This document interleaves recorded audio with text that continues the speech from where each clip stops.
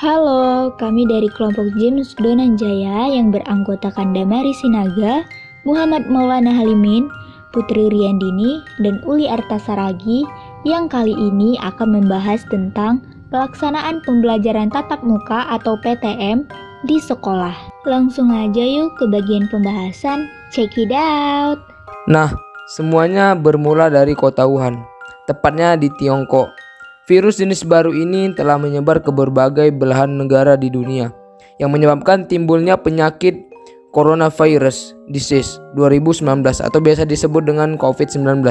Tentunya kondisi ini tidak boleh dianggap remeh dan dibiarkan begitu saja. WHO pun juga sudah menetapkan pandemi COVID-19 sejak 11 Maret 2020 yang lalu. Tanda dan gejala umum infeksi COVID-19 antara lain gejala gangguan pernapasan akut seperti demam, batuk, dan sesak napas. Masa inkubasi rata-rata 5-6 hari dengan masa inkubasi terpanjang 14 hari. Sejak keluarnya surat edaran Kementerian Pendidikan dan Kebudayaan nomor 4 tahun 2020 tanggal 24 Maret 2020 yang berisi tentang pelaksanaan kebijakan pendidikan dalam masa darurat penyebaran virus corona. Surat edaran ini antara lain berisi mengenai kebijakan Mendikbud mengenai peniadaan pelaksanaan ujian nasional khusus untuk tahun 2020 dikarenakan merebaknya virus corona di Indonesia dan di dunia. Maka selama masa darurat penyebaran COVID-19, pelaksanaan pembelajaran di semua jenjang pendidikan dilaksanakan dari rumah atau secara dalam jaringan online.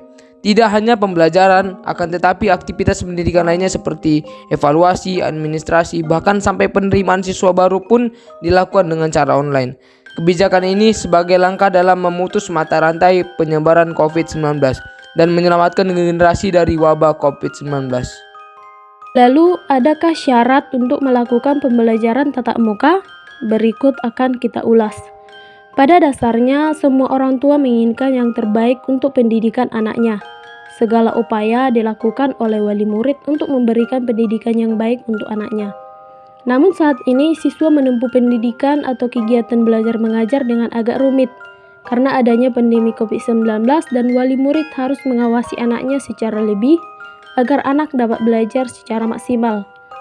Karena kegiatan belajar mengajar saat ini dilakukan secara online. Hal ini menjadi perhatian penting wali murid serta harus disikapi dengan baik. Namun faktanya orang tua merasa kesulitan dalam mendampingi proses belajar mengajar tersebut. Hal ini dikarenakan kurangnya pengetahuan mereka terhadap mata pelajaran anak dan tidak adanya waktu bagi orang tua untuk mendampingi anak mereka belajar. Sehingga hal ini menyebabkan munculnya rasa cemas orang tua terhadap pendidikan anak ke depannya. Oleh sebab itu, ada beberapa pengajuan yang disampaikan oleh siswa kepada guru untuk melakukan pembelajaran tatap muka. Karena belajar dari rumah memiliki banyak hambatan dan materinya susah dipahami oleh para murid. Pengajuan ini kemudian disampaikan oleh para guru terhadap pemerintah. Dan seiring berjalannya waktu, pemerintah memberi izin pembelajaran tatap muka dengan syarat siswa dan guru harus terlebih dahulu melakukan vaksinasi serta tetap mematuhi protokol kesehatan.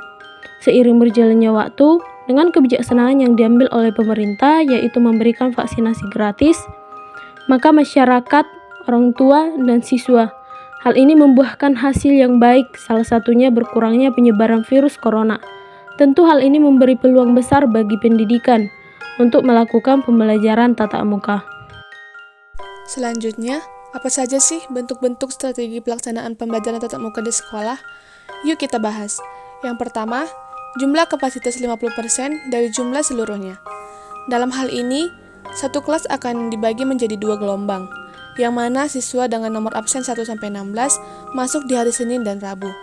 Siswa dengan nomor absen 17-32 masuk di hari Selasa dan Kamis. Dan juga, dalam satu kali pertemuan, berlangsung selama 3 jam, dari pukul 7 sampai 10 WIB. Sehingga, setiap siswa melakukan pembelajaran tatap muka terbatas sebanyak 6 jam dalam 1 minggu. Jam masuk dibuat selang-seling dengan jeda beberapa menit, agar ketika pulang tidak terjadi penumpukan. Dalam hal mengkombinasikan pembelajaran tatap muka terbatas dengan pembelajaran jarak jauh, juga melakukan pembelajaran jarak jauh secara daring melalui grup WhatsApp untuk memberikan materi kepada kelompok pelajar yang pada hari tersebut tidak giliran masuk ke sekolah. Pembahasan tugas dilakukan di ruang kelas bagi yang giliran masuk dan lewat aplikasi Zoom bagi yang giliran PJJ. Selanjutnya, hari Jumat digunakan untuk melakukan evaluasi pembelajaran tatap muka terbatas pada setiap minggunya. Yang kedua, ada flipped classroom. Metode flipped classroom ini dapat diterapkan pada pembelajaran tatap muka terbatas karena mengkombinasikan pembelajaran di luar kelas dan di dalam kelas. Metode pembelajaran flipped classroom adalah desain pembelajaran aktif yang mengharuskan siswa untuk menyelesaikan kegiatan pembelajaran prakelas yang ditugaskan sebagai persiapan untuk sesi tatap muka. Keterlibatan siswa yang tepat waktu, teratur, dan produktif dalam kegiatan prakelas dianggap penting untuk keberhasilan desain flipped classroom secara keseluruhan. Karena kegiatan ini berfungsi untuk mempersiapkan siswa untuk partisipasi yang efektif dalam setiap sesi tatap muka. Lalu bagaimana dengan tanggapan orang tua, siswa, dan juga para guru? Nah, yang pertama kita akan membahas tentang tanggapan orang tua dulu nih. Pembelajaran tatap muka ternyata menimbulkan pro dan kontra bagi orang tua. Tidak sedikit dari mereka yang mengajukan pendapat kurang setuju. Berikut paparan beberapa alasan orang tua menolak kecemasan tersebut, yaitu kurangnya fasilitas dan perlengkapan terkait protokol kesehatan yang disediakan di sekolah untuk menjaga keamanan siswa. Yang kedua, terkait anak-anak sekolah dasar atau SD yang suka jajan sembarangan dan kerap kali abai dengan protokol kesehatan. Sementara guru tidak akan bisa setiap saat berdampingan dengan siswanya. Dan yang terakhir, ketakutan orang tua terkait anak-anak yang menggunakan angkutan umum ke sekolah dapat menimbulkan tertularnya virus corona. Namun tidak sedikit juga orang tua yang setuju dengan pembelajaran tatap muka, yakni dengan alasan bagi mereka mengutamakan kependidikan anak-anak akan pendidikan adalah suatu kewajiban orang tua. Tetapi, persetujuan ini harus didukung dengan persiapan sekolah terhadap pembelajaran tatap muka, termasuk tersedianya peralatan protokol kesehatan, seperti sabun dan air bersih, persiapan masker, hand sanitizer, alat pengukur suhu, dan tersedianya UKS.